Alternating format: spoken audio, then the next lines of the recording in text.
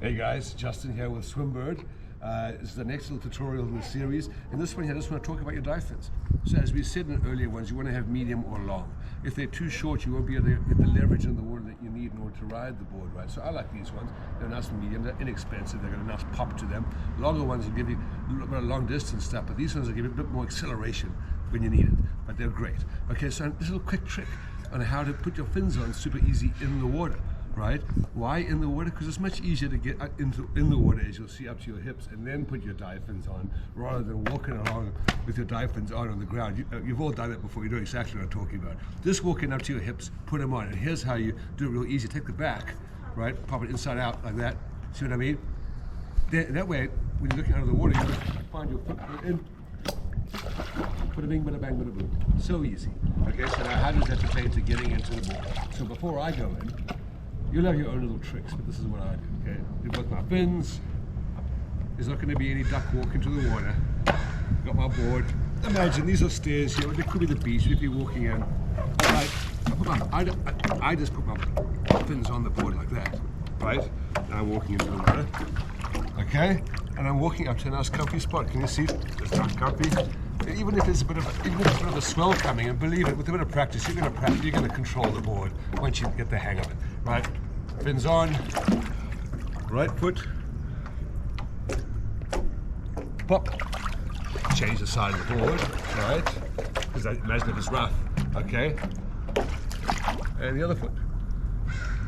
And now both my dive fins are on, and I'm in the water. And I'm more or less in the same sense. In the beginning, I'm in the sort of the right sort of getting on place when you're beginning. When you get good, you can get on in any way. But now, let's go back to what we spoke about the board. How big it is in the back, right? It's a sphere that's been elongated to be rideable and hydrodynamic. Now guys, now we come to the elephant in the room. When you first get on your SWMBRD, okay, it's gonna pop around. All of this here is gonna go under the water, so it's gonna kick back on you. Trust me, it's normal. Like, if you have a hard time in the beginning, as many of you will, like as most people do, don't feel badly. It's a trick. It's a knack, and you'll get it like riding a bike, right? So watch when I get on. Remember the previous tutorials. It's all about riding that ball, right? So I'm gonna put my core, the bottom of my abs, and I'm gonna find that balance point there, and the ball's gonna go right under the water. Now, I'm 5'11" on a good day, and about 170 pounds. Most of you that are watching this will be able to ride, many of you will be able to ride this board. Even if you're a bit shorter or taller, the fundamental principles are the same. You're trying to find your pivot point and the pivot point on the board. Now, some of you who are a little bit shorter, you might find it more comfortable a bit further back because you get your legs in the water. You're going to find that spot in yourself, for yourself. But it's all about activating the back of the board, and when I'm on, you'll see I'm not clinging to the board with my hands. So here we go. Right? See? A little hop. Look at how relaxed my hands are. But look at my fins. I'm controlling this board with my hips and slightly with my elbows sometimes, right? It's all about the hips. And look how I am. Look how I'm tilting the board with my hips. Okay? I don't have to hold the board. Well, I can hold the board. See? Up, down, left, right, low. I don't have to hold it. Okay? But once you, in the beginning, when you first get on, and don't feel badly because this is normal. When you first get on the board, here's what might happen. It's your first day SWMBRDing. Okay? This thing's easy. It's just a flutter board, it's a kickboard. I'm going to show us what's what.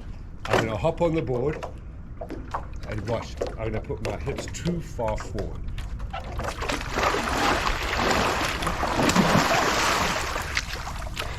That is what is always guaranteed to happen. Let's see that again. I went too far on, and you see, watch my arms. Okay. First of all, I'm manhandling it with my arms. Okay.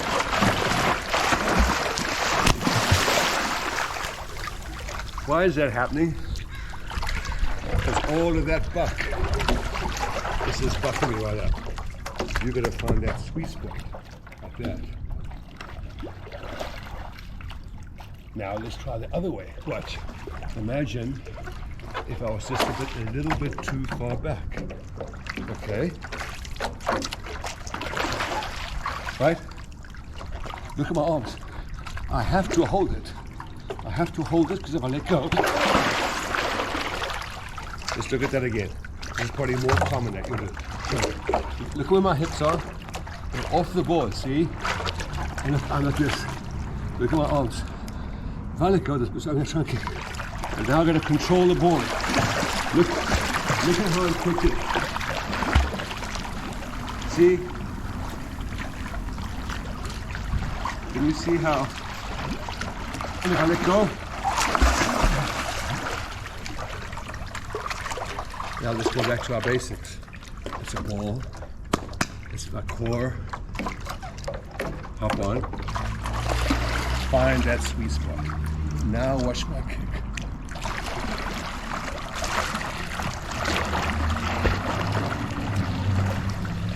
Look at my hands. I don't have to hold. And there's the fundamentals of it. There's going to be lots of these tutorials in which different people explain their take on it. But if you remember those basic fundamentals, you're well on your way and you'll get it real quick. And I look forward to seeing you on the water. Cheers.